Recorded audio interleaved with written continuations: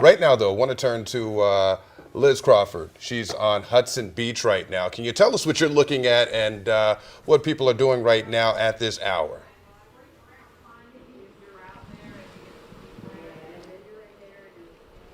Well, good morning. We're here in Pasco County. I'm actually at the Fasano Regional Hurricane Shelter, which is located in Hudson. I didn't know this before today. It's one of the only dedicated special needs hurricane shelters in the state, the only. So how this operates actually all the time inside there, people are sleeping, and I don't want to take you in there quite yet. But around the clock, year round, there are medical beds that are set up in a specific shelter. And then during a storm, they open up other shelters in here with cots so that they can accommodate more people and their caregivers. So again, I'm in Hudson, and I just want to show you. I mean, we had quite a drive. We're staying in Wesley Chapel, so we drove here this morning. Just a light rain, and we do have some. The wind is picking up. It feels kind of chilly, believe it or not, when the wind starts to pick up. So there is that ominous feel. I don't know if you guys can see the wind behind me here. The trees just starting to sway a bit. And again, the rain is so light and kind of just pelty from time to time. It comes and goes. So we know what's coming. There sure is that anxiety. Right now inside this shelter, it's very quiet. This is when people are sleeping. I did get a peek in one of them. Like I said, this is not your typical shelter that we see all over the Tampa Bay region through these storms, because typically it's high schools, elementary schools that convert into these shelters. So you have families sleeping in classrooms and gymnasiums, and it all becomes kind of surreal. This building is a dedicated hurricane shelter. And actually, can we turn it around just a little bit here, just so that you can see? And again, it's the middle of the night here. It's really dark. I hope you guys can just see what this building looks like. But you walk in, there's 3 big rooms, and they are just lined with one of the rooms with medical beds. The 2 others have cots. So it's just, again, when you go from setting up a school, converting it to a shelter, this one is ready to go. Now, I will say, from a food standpoint, the emergency services here in the county, they do that. They deliver the meals. They're kind of pre-packaged. So once kind of the sun comes up, people start to wake up. I'm going to start to talk to people and see what the situation is. But I can tell you, when it comes to special needs, and as a storm rolls in, truly it becomes a lifeline. And to have those medical beds in place and a place for caregivers, this is just invaluable here. So of course it's staffed around the clock. It's secure. There were deputies here that make it secure. They make it safe, and they won't turn anyone away. So if you're someone who has special needs, maybe you're an elderly person and you just think it would be better to ride out the storm, no matter how far away you are, this is a regional shelter and it's dedicated for that population. So know that that is here. It's the Fasano Regional Hurricane Shelter in Hudson. I've been in Pasco County the last day and a half almost. And I will tell you, their emergency officials are ready to go. They gave out a record number of sandbags in the county, 300,000. They ran out. They had to go take another 100,000 from Hillsborough County. So the county's been ready. And of course, we've seen the track shift a little bit, but, you have to have those preparations in place. And it really is humbling to go through all of these preparations, to board up our homes, to sandbag our homes, and then hope it's all for nothing. And that's kind of the boat we're in as this thing comes closer and closer to our shore. So, again, Pasco County is totally ready for this. We heard from the sheriff, we heard from the fire chief, we heard from the county supervisor yesterday, and they've made those preparations. They're asking people just to be kind, look out for one another. The sheriff made a good point too. He said, this is a time where I might want you to put on social media what you're doing. Definitely check in, because what they've had in the past with these storms, if cell phones go down, people lose power, and then families are calling in a panic because they don't know where their loved ones are. So make your location known, tell several people who are way out of the storm, so that people know where you are, where you're riding it out. Check in with your neighbors. Of course, now it's the middle of the night. In the next couple hours, people are going to be starting to wake up. If you're in one of these shelters, it becomes really tough to sleep. But just know that there are resources for you. All counties across the Tampa Bay region are prepared for this. And like I said, I'm riding this out for a little bit here at the shelter. And we're going to see, as people start to wake up, that breakfast is served around 7 or so. But just to be able to talk with some of these people, because I know for people who have those special needs and one of these storms hit, to know that you have a shelter that you can rely on, that has comfortable bedding, that has the resources that fit your needs, just totally invaluable. So we are here in Hudson. We're going to be in Pasco County, riding out this storm, maybe heading over to Hudson Beach, and we will keep you posted throughout the duration of Hurricane Ian. In Hudson, Liz Crawford, 10 Tampa Bay. We know we will be able to check in with you, and you will keep us posted. You mentioned a phrase there, be kind. Don't let the anxiety take you to a place of negativity there. And you say you've been there for the past couple days there, Liz. A lot of people new to the area. Has anyone actually offered any feedback on that in terms of dealing with this storm and not really being used to something this severe?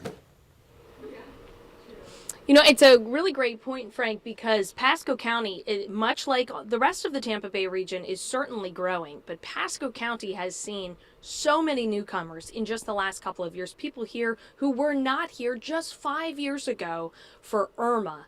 And actually, you want to talk newcomers, Pasco County is also home right now to EMTs from around the country. So it was the first time I'd ever seen this. Ambulance strike teams are positioned here in Pasco County. So there are EMTs from Colorado, Wyoming, Montana might have been the furthest that I heard, but they're in place and they have ambulances with them. So 20 ambulances lined up in Newport Richey at the EOC, and they were getting their briefing yesterday, and it was really interesting because, the person in charge was telling these EMTs, welcome to Florida. These people, probably not all that familiar with Florida, certainly not familiar with hurricanes. So they were just briefing these first responders on what the area can expect.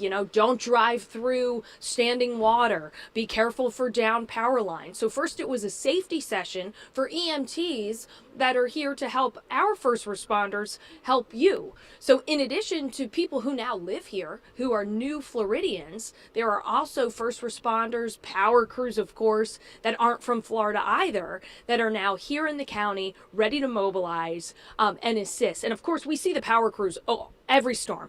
They get in place, they're in the hotels, they're here to get the lights back on. But it was really interesting to see these ambulance strike teams made up of EMTs from around the country that are here, ready to go. And just because they're in Pasco County doesn't mean they're staying here. This is just where they've decided to post up. And then as the need changes, as the storm comes in, they are dedicated to going out and, again, just helping with the demand that sometimes you see. And, people who don't have power, people who are on oxygen that maybe decided to leave and then they lost power. Things like that. A nursing home that thought that they were going to be okay, starting to do evacuations. You might need an ambulance in that situation for some of the people there. So to see, 20 ambulances worth, 5 to each. So you had this whole crew of people just here leaning in to help Florida. Really, really remarkable to see EMT strike teams like that ready to go yesterday. But you're right. For people new to the area, the sheriff was talking right to them. And, he said, when things are at their worst, we're going to be at our best. But, of course, there is a time that first responders cannot respond. And that's why there are mandatory evacuations all across Tampa Bay. It doesn't mean they're going to come and pull you out, but it means that if something happens and you call for help, there's a time they can't come and get you. That's what mandatory evacuations mean, that you are going to then, if you stay, you take on the risk knowing that if something happens and you call 911, there might be a time where they cannot come and get you. Here in Pasco County, they described it 50-mile-per-hour winds. Once we're at a sustained 50-mile-per-hour winds, that's when deputies, first responders are not going to get on the road. So that's kind of their threshold, and that's pretty much the baseline that we hear anytime one of these storms is coming in.